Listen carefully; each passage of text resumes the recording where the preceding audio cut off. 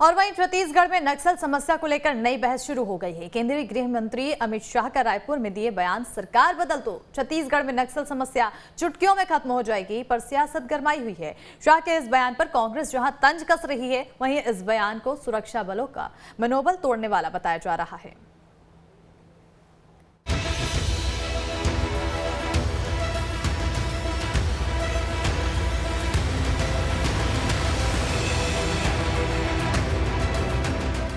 अमित शाह का नक्सलवाद पर बयान,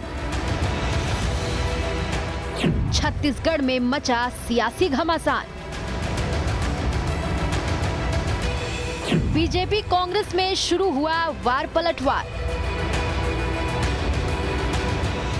शाह के बयान पर कांग्रेस का बीजेपी पर तंज।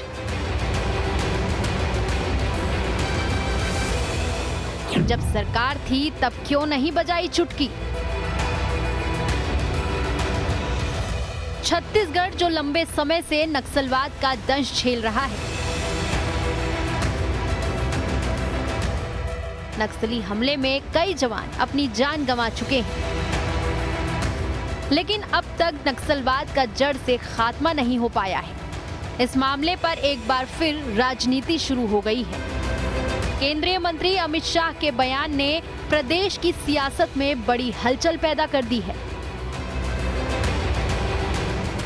शाह के बयान पर सियासी घमासान। 27 अगस्त को छत्तीसगढ़ दौरे पर पहुंचे थे अमित शाह। शाह ने मोदी एट 20 का किया विमोचन। रायपुर में एनआईए भवन का किया उद्घाटन। छत्तीसगढ़ में नक्सलवाद को लेकर दिया बड़ा बयान। कांग्रेस सरकार पर अमित शाह ने साधा निशाना। सरकार बदलते ही नक्सलवाद चुटकी में खत्म होने की कही बात। नक्सलवाद माओवाद को बताया मानवता के खिलाफ। नक्सलवाद पर एक्शन के लिए की रमन सिंह की तारीफ। वामपंथी उग्रवाद की कसकर धज्जियां उड़ाने का काम नरेंद्र मोदी सरकार ने किया। 2009 में इस देश में सर्वाधिक लोग मारे गए। 2258 लोग वामपंथी उग्रवाद के कारण मारे गए। वहां से घटता 2021 में 2258 से घटकर 509 तक ये आंकड़ा आने का काम इन नरेंद्र मोदी सरकार ने किया। छत्तीसगढ़ में सरकार बदल दो, यहां से भी चुटकी में चला जाए।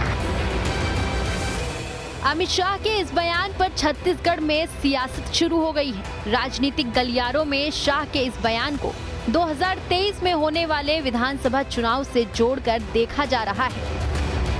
वहीं शाह के बयान पर कांग्रेस ने भी पलटवार किया है।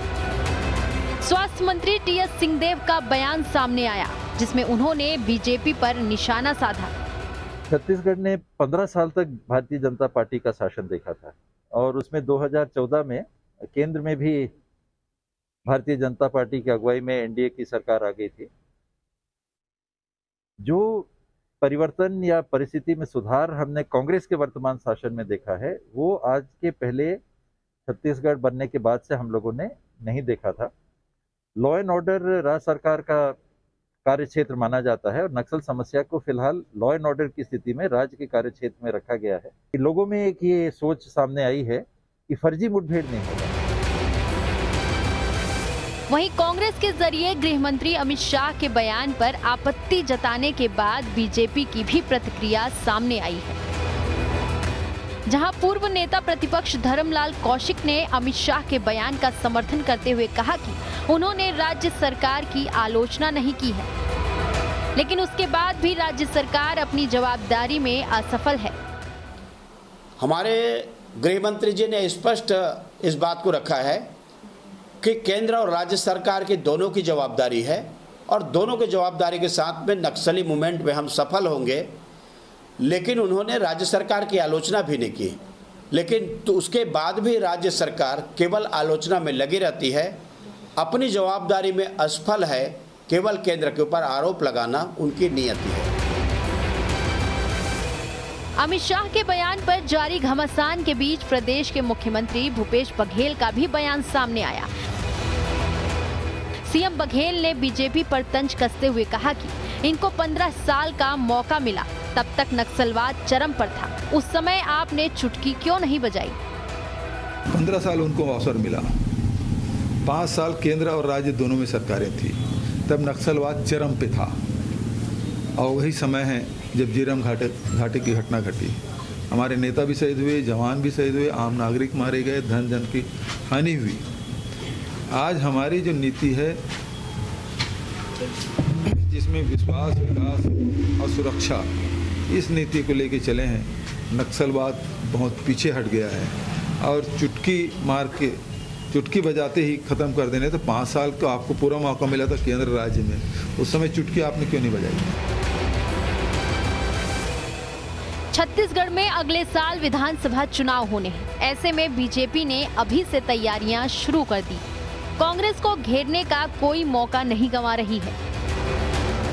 वहीं केंद्रीय मंत्री अमित शाह के बयान से प्रदेश में नई बहस शुरू हो गई है।